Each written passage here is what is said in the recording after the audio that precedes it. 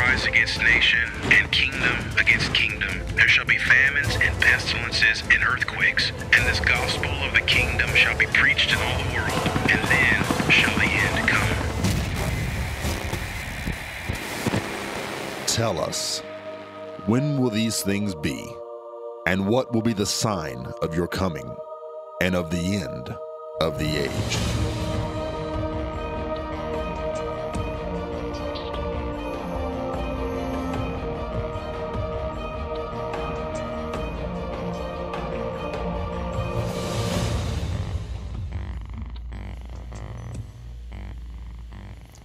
Here's today's prophecy update.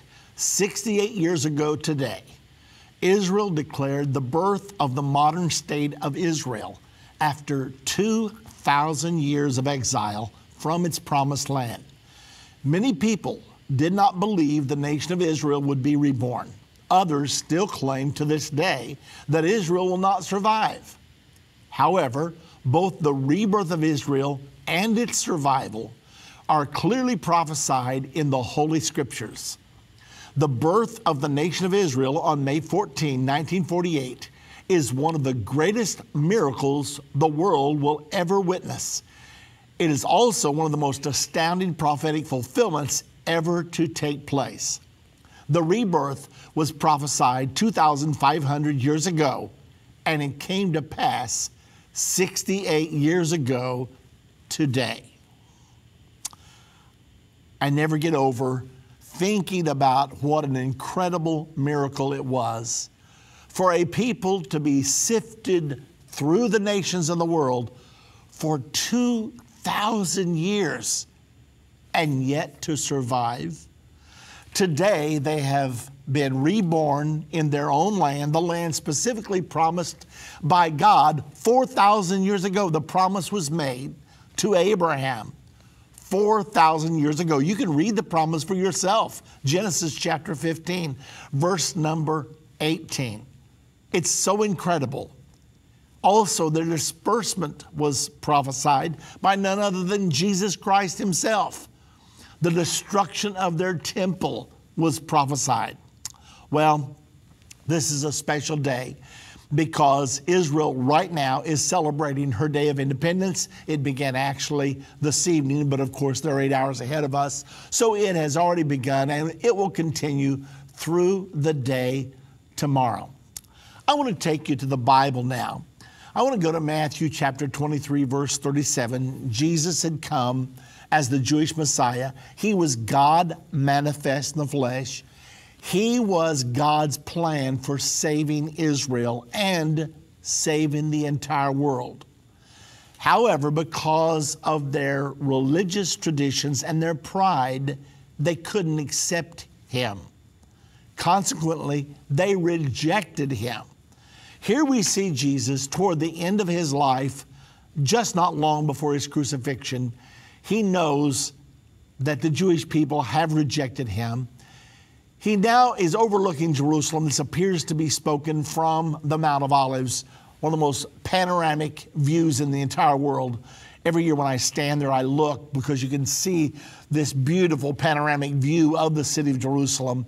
You're overlooking the Temple Mount. There stands the Al-Aqsa Mosque, the Dome of the Rock, and then all of Jerusalem you can see. So it's a beautiful place. However, this particular day, Jesus had tears in his eyes. This is Matthew 23:37. O Jerusalem, Jerusalem, thou that killest the prophets and stonest them which are sent unto thee. How often would I have gathered thy children together, even as a hen gathereth her chickens under her wings, and you would not. Behold, your house is left unto you desolate. There it is, the prophecy that Israel is going to become a desolation. Jesus prophesied about it. Now, I wanted you to get another account of this because this is such an impacting prophecy. In the book of Luke, chapter 19, verse 41, it records it this way. And when he was come near, he beheld the city and wept over it. I want you to pause a moment. to get the mental picture. Jesus, who is God manifest in the flesh, he was both human and divine. Here he sits looking over Jerusalem, the city that 37 times in the Old Testament he said, I'll put my name there. He loved that place. It was the place he sent Abraham to test him, to test his loyalty, his faithfulness to God, and do you love me more than you love this son that I gave you? It was also the place where the first temple stood, where his glory descended. The fire came from heaven at the dedication of the first temple. After its destruction, the second temple was built there. So Jesus is looking over Jerusalem and he begins to weep. Here's a grown man, tears rolling down his face. Listen to what he said. If thou hadst known, even thou, at least in this thy day, the things which belong unto thy peace. Now, let's continue on now. As we see Jesus continuing here in the scripture, he continued to say, but now they are hid from thine eyes. For the days shall come upon thee, that thine enemies shall cast a trench about thee, and compass thee round, and keep thee in on every side. And they will lay you even with the ground, and thy children within thee, and they shall not leave in thee one stone upon another. Why? Because thou knewest not the time of your visitation.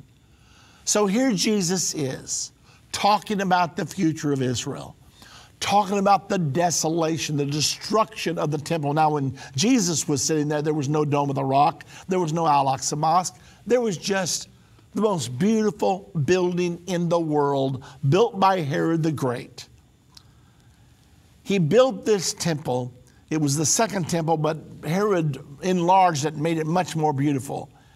And this was supposed to be unto the glory of God, and Jesus was God.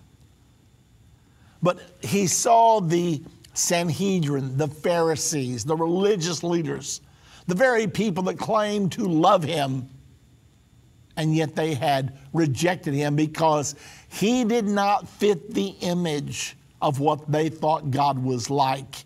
Their image and their belief in God had become so perverted, so distorted, that when they looked in God's face, they didn't recognize him. Furthermore, they hated him. They didn't like him because he didn't come riding on a white stallion. He came on a lowly donkey. They didn't like him because he taught not an eye for an eye and a tooth for a tooth, but love those that hate you.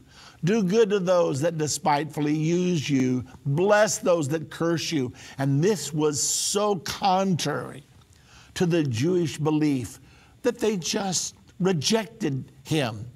Now Jesus is weeping. And he's weeping because he knows what the future holds. Not one stone's going to be left on another. This temple that you like to brag about, to puff your chest out and say, look at our place of worship, the most beautiful in the world. We are God's chosen people. Well, the Lord knew that if he was ever to choose them, he had to first of all reject them. Their pride had reached such monumental proportions, and their image of themselves as special had blocked them off from being able to worship God. They worshiped themselves. So consequently, they had to be driven out into exile, reduced to zero, almost to less than zero. And Jesus sees all this coming.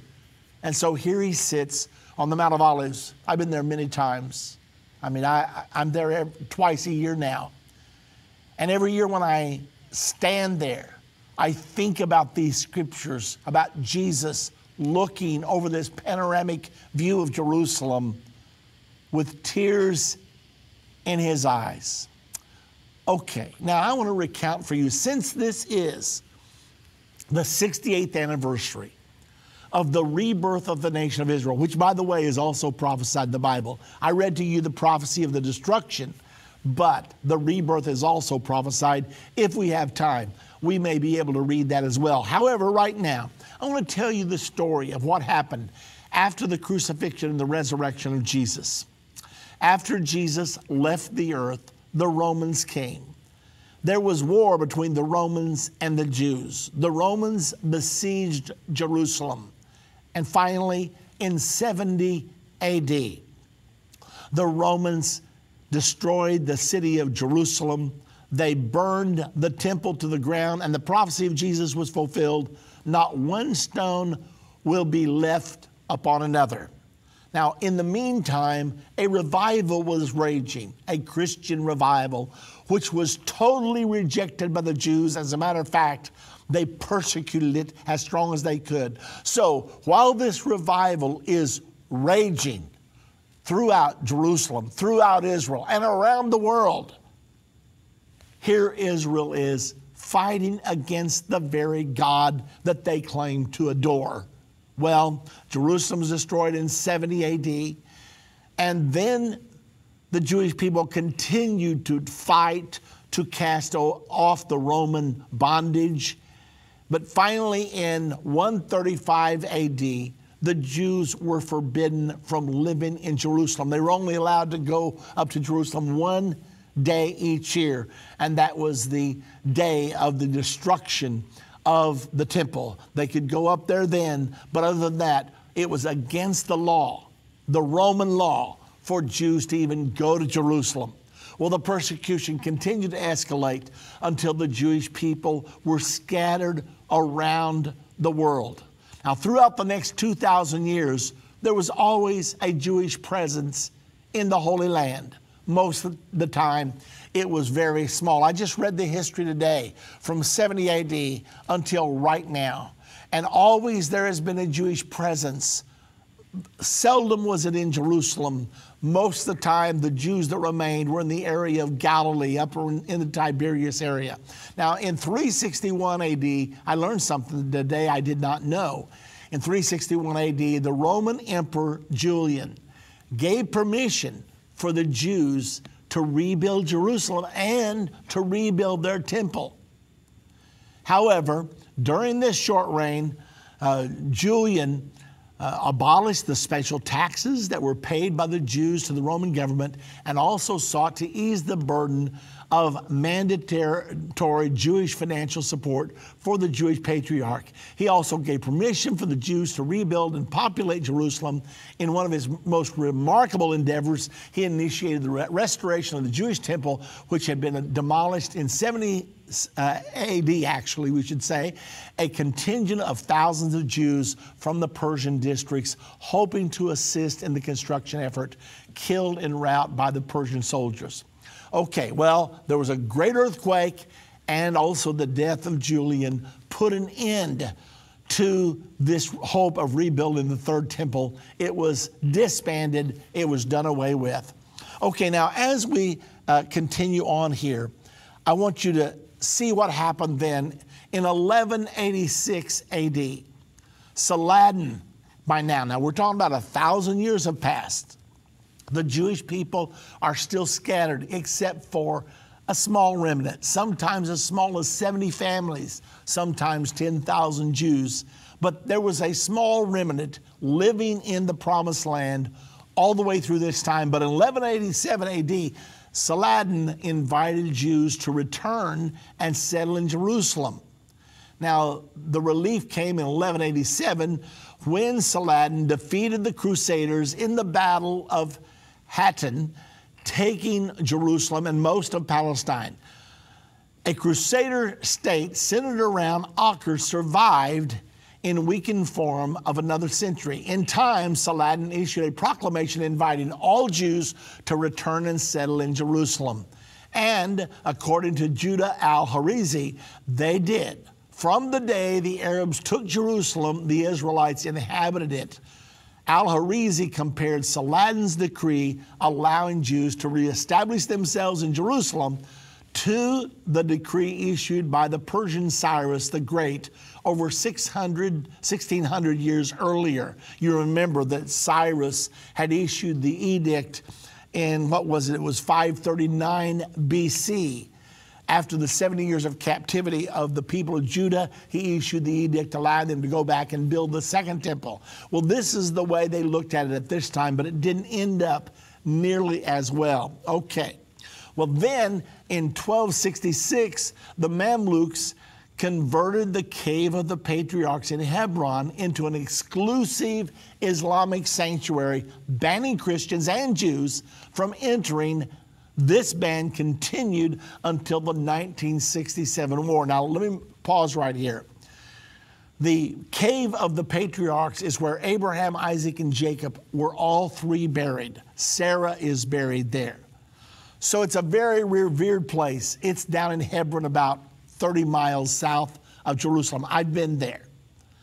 This was totally off limits to Christians and Jews from about 1260 until 1967. For 700 years, the Jews were not allowed to visit the cave. Now, in 1266, the Mamluk Sultan Baybars converted the Cave of the Patriarchs in Hebron into an exclusive Islamic sanctuary and banned Christians and Jews from entering, which previously would be able to enter it for a fee. The ban remained in place until Israel took control of the building in 1967.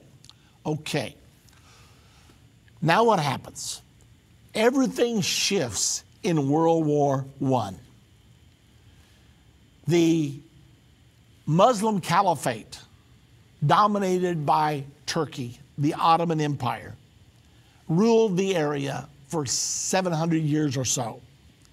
However, World War I came, and during that war, Turkey, the Ottoman Empire, Germany were all defeated.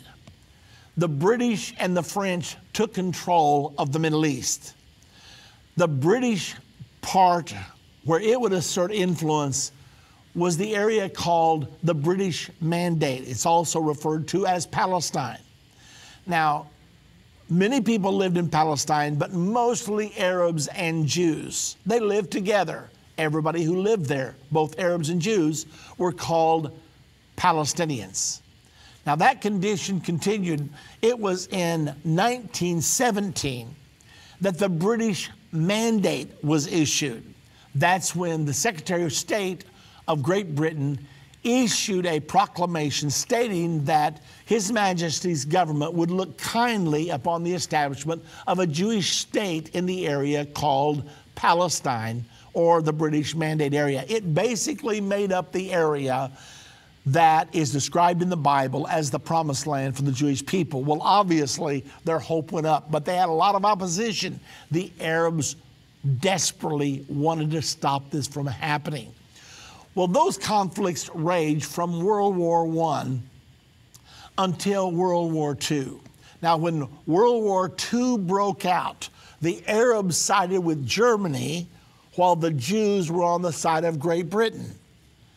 And at the end of World War II, of course, during World War II, Adolf Hitler killed as many Jews as he could, 6 million of them.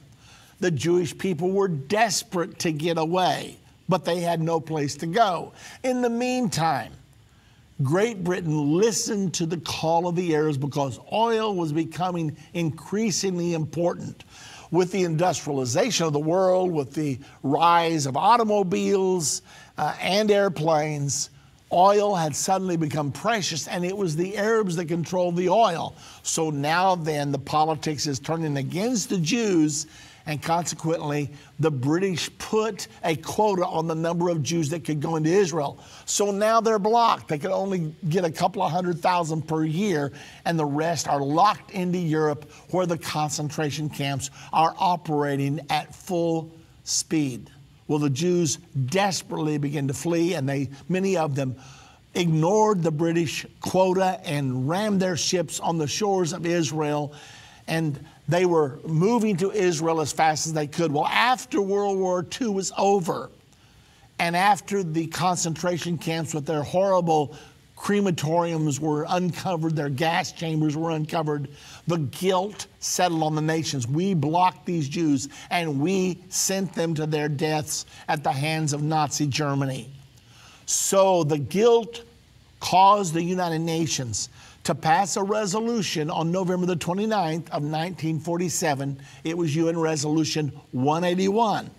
The goal of this was to partition the area called the British Mandate, creating an Arab state and a Jewish state.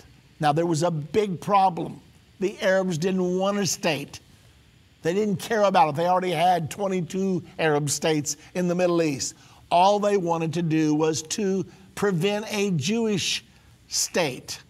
However, all this rage, finally, the British were going to pull out on May the 15th of 1948. On May the 14th, knowing that Britain was pulling out the next day, and they were going to be left totally on their own to face the Arabs all the way surrounding them, Israel declared its independence on May the 14th of 1948, ending 2,000 years of exile. Now, I've got to stop right there, because for the first time, even though I've been to Israel, 27, 28 times, something like that. When I have to count it up, I'm losing track.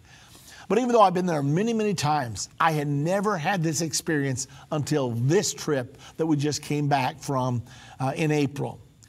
I went down to Tel Aviv, and there is a building called the Hall of Independence. We went inside. I've seen the films of it many times, but I had never personally visited there. I walked inside, and there I saw the desk behind which David Ben-Gurion stood to make his famous speech that Israel was declaring its independence. Now, there were many people there that evening, but when he made this speech, it was impacting. Golda Meir was sitting there. I saw the seat that she was sitting on, and many others of the founders of the nation of Israel. They were there. I'm telling you, ladies and gentlemen, as I stood in that hall and I listened to a young man eloquently talk about how important that day was, he said to us, he said, okay, where are you all going when you leave Israel? And a lot of people said, we're going home. He said, you know, that's what most people say when they sit here and I tell them about what happened in this hall on May the 14th of 1948. He said, but you know, for 2,000 years, we Jews could not say that. We had no home. We were scattered. We would dwell in one nation for a while until they would rise up against us. Anti-Semitism would rise. We would flee to another nation, then another, then another. We were scattered throughout the world. But he said, what happened in this hall on May the 14th, 1948, now enables the Jews to say, I'm going home. Well, what an impacting day. It happened 68 years ago today. Now, the prophecy that it would happen is found in Ezekiel chapter number 37. It's not the only prophecy, but it's one of them. Ezekiel 37. Ezekiel saw a valley full of dry bones. In a vision, God spoke to him and said, Ezekiel, can these bones live? What was that about? I believe he was seeing a vision of the concentration camps of Adolf Hitler. I believe he saw the stacks and stacks of bodies.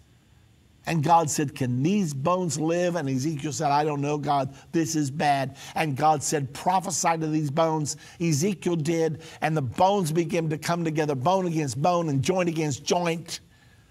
And then after they were come together properly, then the Bible says that muscle came on the bones and flesh came on the muscle, and they stood up and God put his breath in them. That's the 37th chapter of Ezekiel. That's the prophecy of the rebirth of the nation of Israel. It was given 2,500 years ago, but it came to pass 68 years ago. I would also remind you that if you move from chapter 37 to chapter 38, Chapter 38 is not good news, because chapter 38 records the invasion of Israel for the Battle of Armageddon. That lies ahead of us. Now, when we get back, I'm going to tell you what happened between 68 years ago and where we are today. We'll also be taking your calls later on in the second half of our program. But let me pause just a moment, because this is just one of the prophecies. I can take you through prophecy after prophecy after prophecy that is clearly given in scriptures and has specifically been fulfilled already. If you have any doubt as to the truth of the Bible, I have a challenge for you. We here at Endtime Ministries have put together a series of study on the prophecies of the Bible. Things prophesied 2,000, 2,500 years ago that have come to pass so specifically that it's indisputable. This study is called Understanding the End Time. It's 14 hours on DVD. You get 14 one-hour DVDs.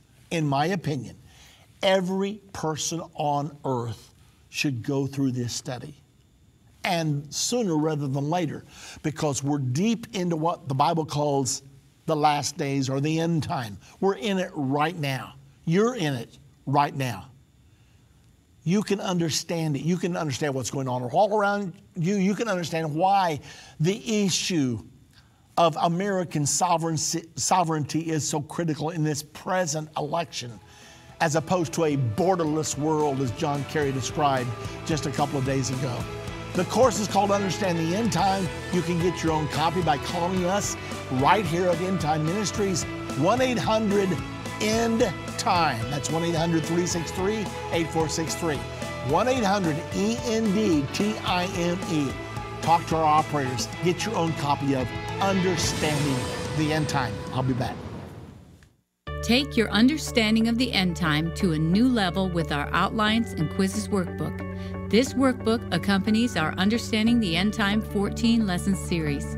As you watch each lesson, follow along with the outlines, then take a quiz and check your answers at the end. These are all contained in one convenient workbook so you can study as well as teach prophecy wherever you go. Use it as a study guide to cement main points and scriptures that Irvin teaches in each lesson. It's also a great tool if you host an end-time Bible study. Help your group solidify what they're learning by getting a copy for each person to follow along with the video and then to take home and study on their own. Get the workbook by calling 1-800-END-TIME or go to endtime.com and be ready to instruct many as the scripture says. I grew up in church, and like most kids, I learned the 10 Commandments. But the 4th commandment bothered me through the years. What does it mean to keep the Sabbath? Am I supposed to keep it like they did in the Old Testament? That's why I was glad to hear Irvin come out with a new DVD, To Sabbath or Not to Sabbath. Like most end-time videos, I was enlightened to see what had been in the Bible all along, but didn't know it was there. He laid out the scriptures in an easy-to-follow lesson, and now I don't have to worry anymore. I know how to keep the Sabbath. Get your copy today. Hey, this is Anthony from the End of the Age Control Room. So I know some of you are about to turn your radio off because your station only carries the first 30 minutes of End of the Age. We're sorry about that, but we have good news, because now is your cue to turn your computer or mobile device on and head on over to endtime.com. There, click the watch button to continue to listen or watch the program, and we'll see you there for the next segment of End of the Age.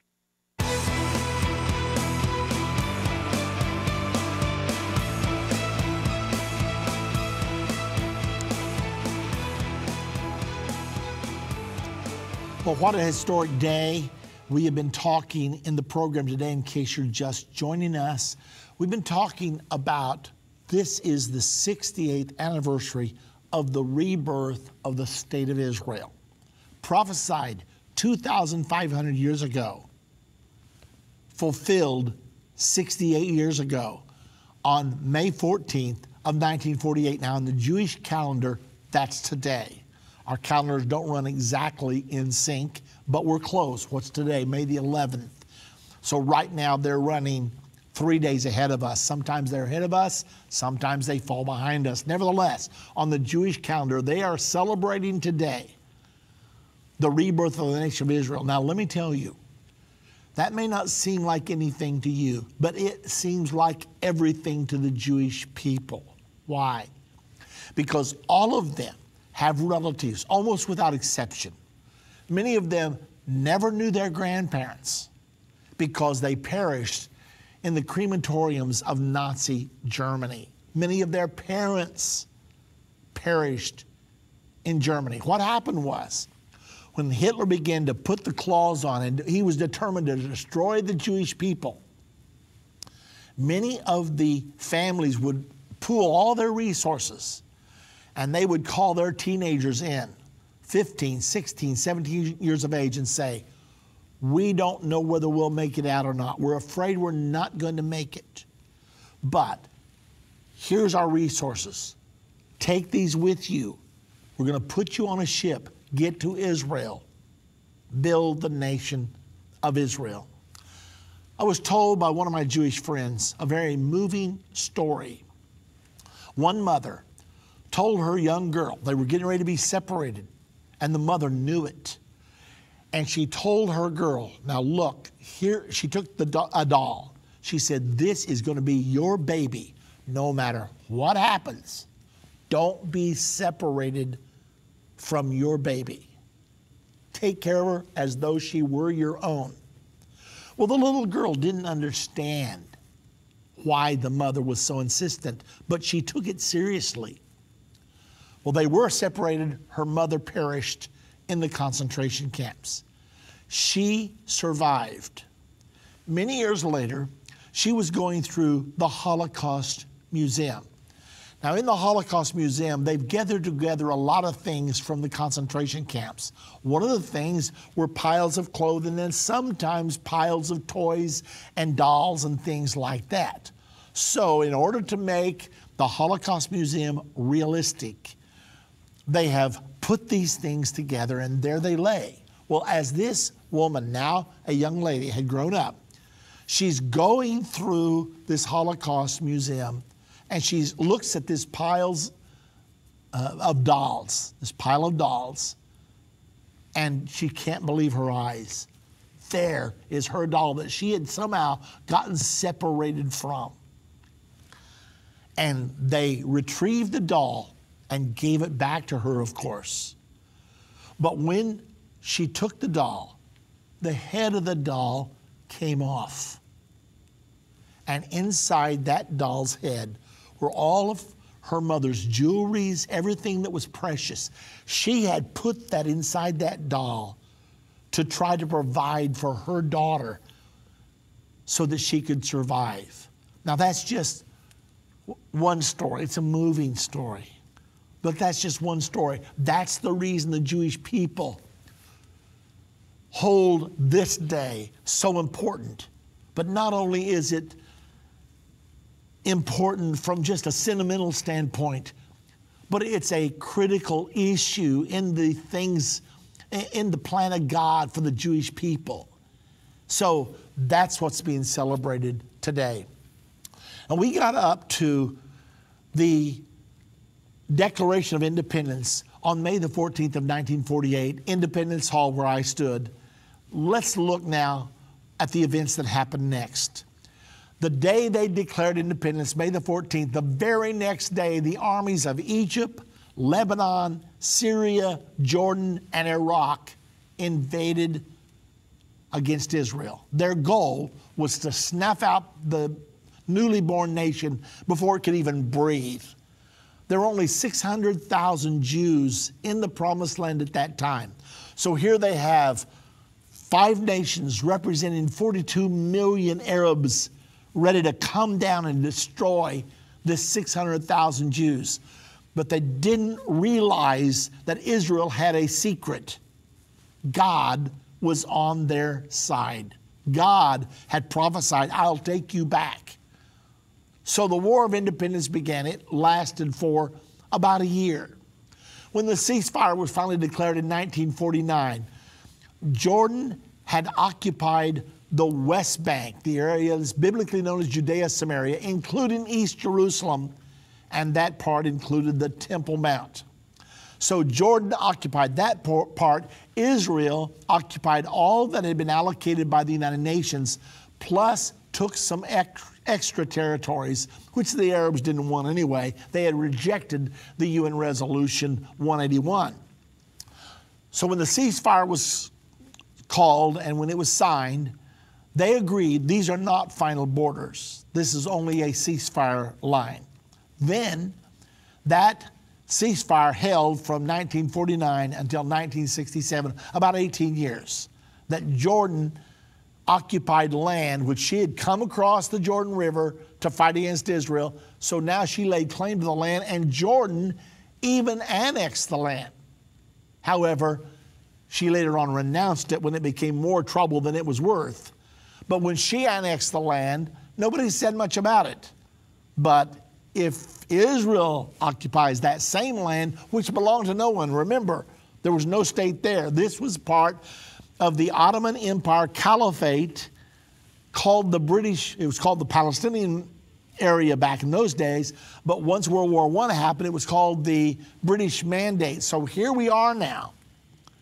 Jordan is occupying territory that does not belong to it. Nevertheless, for 18 years, the ceasefire held. Then in 1967, Nasser of Egypt decided he was strong enough to destroy the nation of Israel. He signed a military alliance with Syria and with Jordan and said, the time has come for us to destroy the Jews. Well, he began to make speeches. He ordered the UN troops out that were separating Israel from Jordan, from Egypt. He ordered them out, and he moved his troops up to replace them. He then blockaded the Straits of Tiran so that Israel would not have access to international waters. It was obvious that he was getting ready to declare war. He even said in his speeches he was going to. Well, Israel, rather than sitting there like a sitting duck, Israel launched air attacks on June the 5th against Egypt. They flew out, staying 500 feet above the ground, below radar detection. They caught the Egyptian Air Force on the ground, destroyed 90% of it before they could ever even start their engines. So the war was almost over before it began.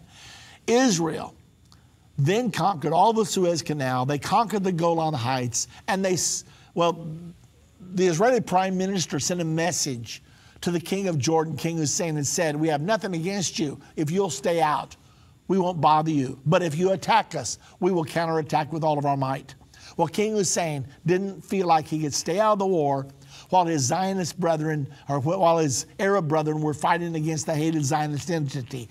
So he attacked Israel. Israel counterattacked, drove Jordan out of the Temple Mount area, out of East Jerusalem, and back across the Jordan River into their own land. When the dust cleared, 6 days, they called it the 6-day war. It was miraculous. I listened to the whole thing on the radio at the time. It was miraculous. The world was enthralled. By that time, Israel had conquered all the way to the Jordan River and held that land from that point on. Now, they offered to give it back in exchange for peace, but the Arabs said, no, no, no, no, no. No negotiation, no peace agreement. We're not interested. Well, then, 6 years later, on Yom Kippur is the Day of Atonement. This is the holiest day in the Jewish calendar.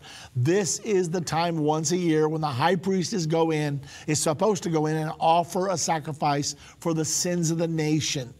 So most of Israel is at a standstill. People are not working. Most of the military is allowed to go home. Egypt surprised Israel and attacked Israel on that day. Now, there were warnings, but Golda Meir did not listen to the warnings. And also Moshe Dayan, who was the defense minister of Israel by that time, he did not listen to the warnings. They were caught by surprise.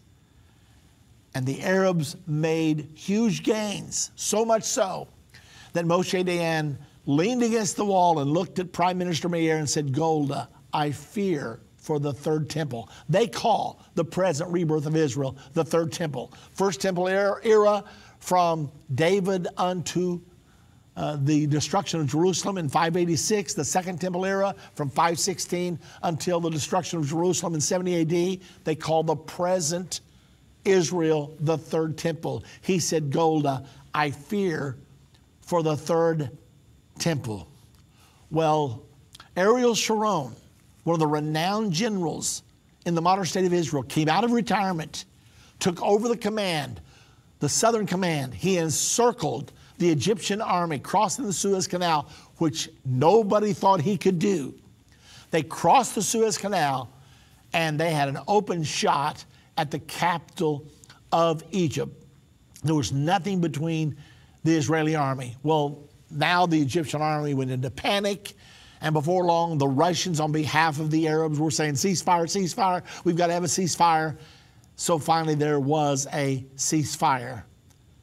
Well, but a lesson was learned. This time, the Arabs had fought valiantly. In 67, it looks like the Arabs were so incompetent that they were no threat to Israel. But all of a sudden, Israel had come to the brink of destruction, and they realized they needed peace. Consequently, Menachem Begin and Anwar Sadat. Menachem Begin was the head of Israel. Anwar Sadat was the head of Egypt. They got together in 1979. Jimmy Carter was there to facilitate everything, and there was the first peace agreement between Israel and an Arab country, signed in 1979. Well, then in 1993, the Oslo Peace Accords were negotiated. This supposedly was going to end up settling the conflict between Jews and Arabs. However, it didn't work out. But in 1994, Jordan signed a peace agreement with Israel. So it looked like everything was on track. But then it all began to unravel. In 1987 through 1991, before the Oslo Peace Accords, the first Intifada, the word Intifada means uprising. The Arabs were attacking. It was terrorism against the Jewish state. Well, then they had the Oslo Accords, and then they had the peace agreement between the Arabs, between Jordan and Israel.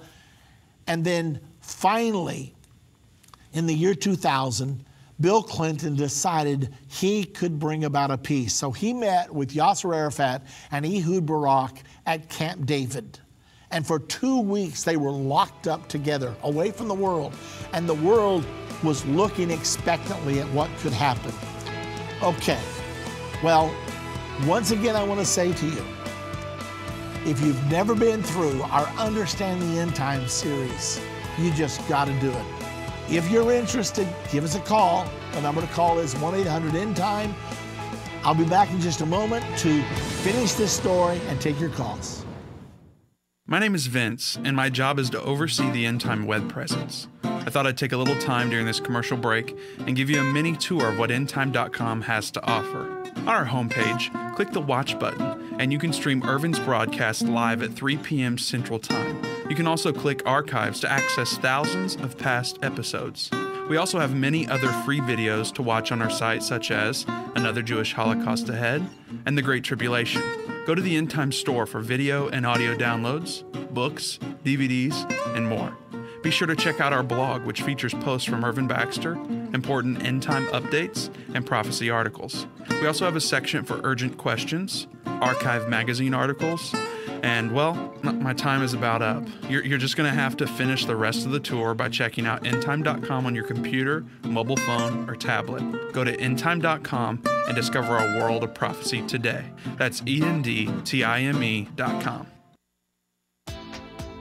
Hey, this is the first time I actually tuned into your show, and my brother was telling me about it, so I thought I'd check it out. He was telling me that there's certain animals that represent the different nations and the end times. Well, I'll never forget when I first saw this, I thought, what's this all about? You know, it says right here, these nations will be on the earth at the time of the second coming.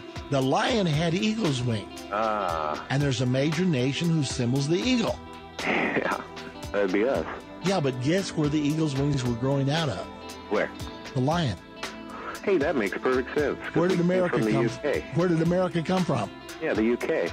And then verse 4 says, I watched until the wings were plucked, broken off of the lion. Can you believe in 550 BC, God foretold the Declaration of Independence, which would occur 2,300 years later? Wow. Call 1-800-ENDTIME to get your copy of U.S. Discovered in the Bible.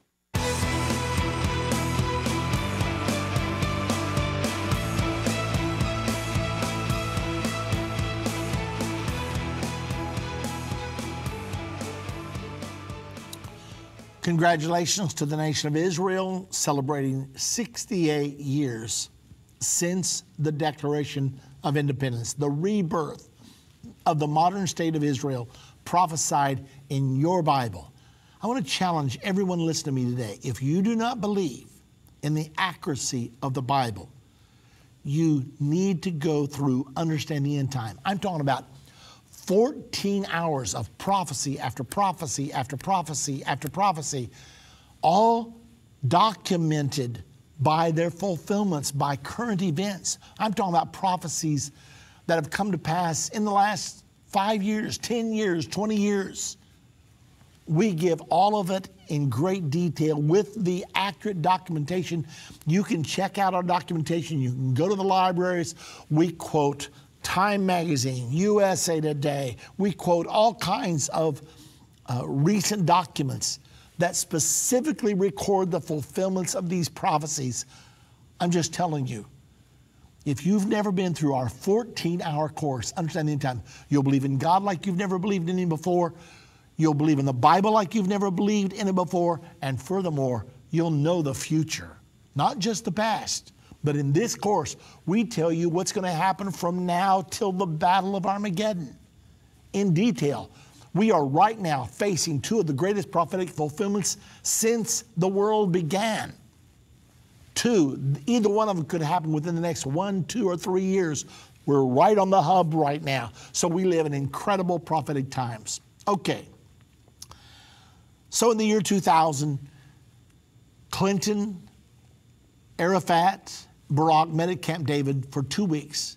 They did their best to get a peace deal done, and Clinton thought he had it done until they got to the subject of the Temple Mount, that 35 acres, where the Jews know that their first temple stood, their second temple stood. This is where Abraham raised the knife over Isaac, but the Arabs say none of that happened. So when they got to that point, Clinton said, well, can we settle this? Arafat said, can't give it up. Barak said, wait a minute, not so fast. You've got your first holy site in Mecca. You've got your second holy site in Medina. This is only your third holy site. We Jews don't even have our first holy site. This is the site of our first temple, our second temple. This is the center of Jewish life. Arafat said, can't give it up. Well, after Clinton saw that they had reached a immovable standoff, he said, well, look, just share it. Why can't everybody worship there? He proposed what the Bible says is going to happen. It hasn't happened yet, but it's going to happen. If you want to read about the prophecy that the Temple Mount will be shared in the very end times, just 3.5 years before the Battle of Armageddon, read Revelation 11, verse 1 and 2. It specifically says there, John was told, measure the temple, those that worship therein, but do not measure the outer court. That's going to be under Gentile control during the next 42 months. It specifically says it. Oh, guess what? There's now been a law introduced into the Israeli Knesset to place the Temple Mount under a sharing arrangement. Netanyahu won't do it right now. He will do it, though, when they get the peace deal that they're going to be working on. As a matter of fact, there's a meeting taking place on May the 30th in Paris, France, where they're going to try to hammer out a deal to settle the conflict between Palestinians and Israelis. You say, I don't think they'll get it. Well, they're going to get it. Whether they get it May the 30th or not, now that's another question. But they are going to get it. The Bible prophesies a peace deal and all the conditions of that peace deal in the Bible. And oh, by the way, all of that information is included in our Understand the End Time series. Get your copy. Do it before you go on vacation. Do it before you buy a new coat. Do it before you buy a new car. Do it. It's called Understanding the End Time. It will change your worldview. It'll even explain to you what's going on in the present presidential election, because we explain what globalization is and what globalism is, the reason why many politicians aren't defending our borders, even though American law says they have to, yet they are ignoring the law. They raised their hand, they put their hand on the Bible, and they took an oath that they would uphold the law, but they don't. They ignore it because they believe in globalism. They believe in one world government. If you don't have borders, you don't have a nation. Consequently, that has become, if not the biggest, one of the very biggest issues in the present presidential campaign. And it's all prophesied in the Bible that there is a world government coming just ahead of us. I'm not talking about 25 years from now. I'm talking about just ahead of us now. Okay, so do you think I feel like you should get the course, understand the end time? Well, you should. Anyway, when they had their standoff, finally, Bill Clinton said, but this is important to the Jews. And Arafat said, there never was a temple there. And Clinton said, what? Arafat said, there never was a temple there. Clinton said, now wait, Jesus taught in a temple on the Temple Mount. Arafat said, there never was a temple there. And Clinton said, hey, look at all the archaeological evidence. And Arafat said, there never was a temple there. Well, immediately, Clinton saw that he was dealing with a brainwashed robot. And that's when he knew there was no hope, and he suspended the talks. Well, immediately after those talks failed, the Arabs launched the second intifada, and it raged for the next 5 years. There were several thousand people killed as the Arabs were trying to make life so miserable for the Jews that they would just throw up their hands and quit. Well, in 2008, Ehud Olmert, the Prime Minister of Israel, came along wanting to try again at the peace deal. He and Abbas got together, and Olmert gave him very, very liberal offer. And Abbas just recently has admitted that he rejected Olmert's peace plan, which he could have had in 2008. Then John Kerry comes along in 2014. He pressures Israel terribly. They have the peace talks for 9 months. And just when they're coming to the culmination, Abbas decides to sign an agreement with Hamas, which is a terrorist organization, which he agreed not to do in the Oslo Peace Accords. So now the talks fall apart again. And here we go again, because we are at 2016, Independence Day, 68 years ago today, and yet, what's going on? Well, again, the nations of the world are determined to get a peace deal, and 20 nations have been invited to meet together with France in Paris, France, on the 30th of this month, just, 14 days from now, or 19 days from right now. They're planning to meet together, and then if they can get the outline of a deal, they want to have an international conference involving all the nations of the world in the latter part of this year, probably in September, so that they can pound out a peace agreement, which they then would present to the UN Security Council in September at the General Assembly of the United Nations when they all come together, and they would then pass a resolution, and both Israel and the Palestinians would be obligated to conform to the provisions of that. Now, will they get that done this year? If they do, the final 7 years to Armageddon will begin this year. But I don't know whether they'll get it this year. I know for positive they'll get it. The only question is, when will they get it? Those are the days in which we live. I promise you I'll take your calls. I'm going quickly. I'm going first of all to Kentucky. Joe is calling. Hello, Joe. Hit me quick. Yes, Brother Baxter. Yes. What's on your mind? Yeah, I was wondering. You said the other day that the churches that are mentioned in the Book of Revelation, the 7 churches, are not the church ages, right? They are not the church ages. There's a theory out there that each of those 7 churches represent church ages. However, that's not true. Those were 7 literal churches that after John was released from exile, he went back and was the overseer of those 7 churches. God specifically gave him 7 messages to deliver to those 7 churches. And the theory that these represent 7 church ages is not supported by the Bible. Okay. Well, let me ask you this.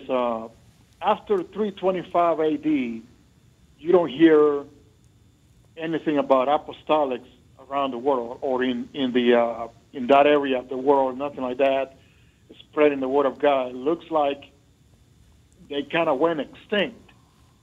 Now, when, I don't know, years ago, they found some apostolics in some valley in France, and also when the United States went into Iraq, they also found a village full of apostolics.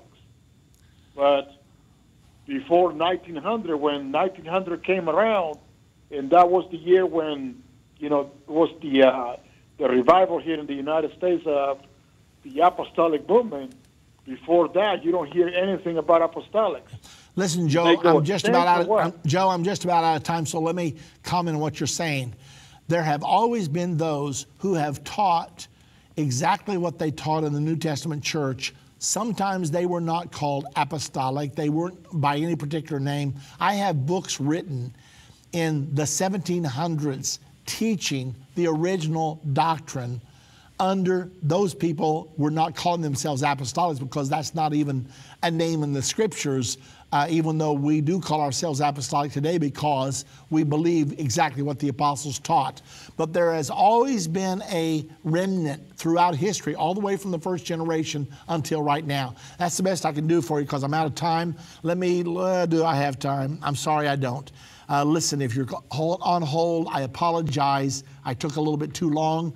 I'm not going to get to you today. Nevertheless, we appreciate very much you listening today on this 68th anniversary of the rebirth of the nation of Israel. I've already mentioned several times on this program our Understanding the End Time series, which every person should get immediately.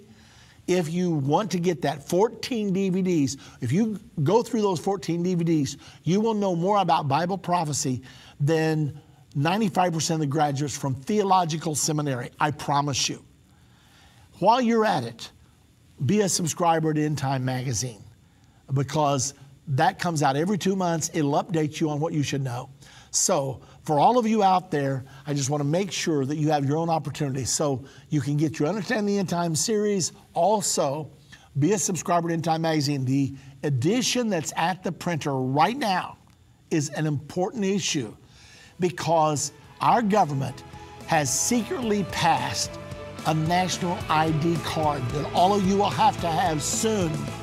We tell you all about it in this edition of Endtime Magazine. If you're not a subscriber, be a subscriber right now. The number to call, 1-800-ENDTIME. That's 1-800-363-8463. And we're coming to you because the end time is right now.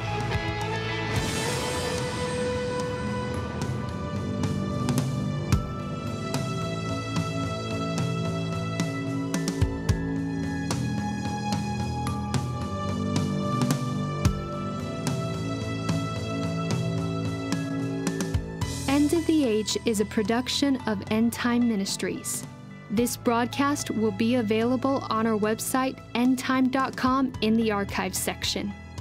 On our website, you'll also find more information about how current events are fulfilling Bible prophecy. To reach our operators, call 1-800-ENDTIME.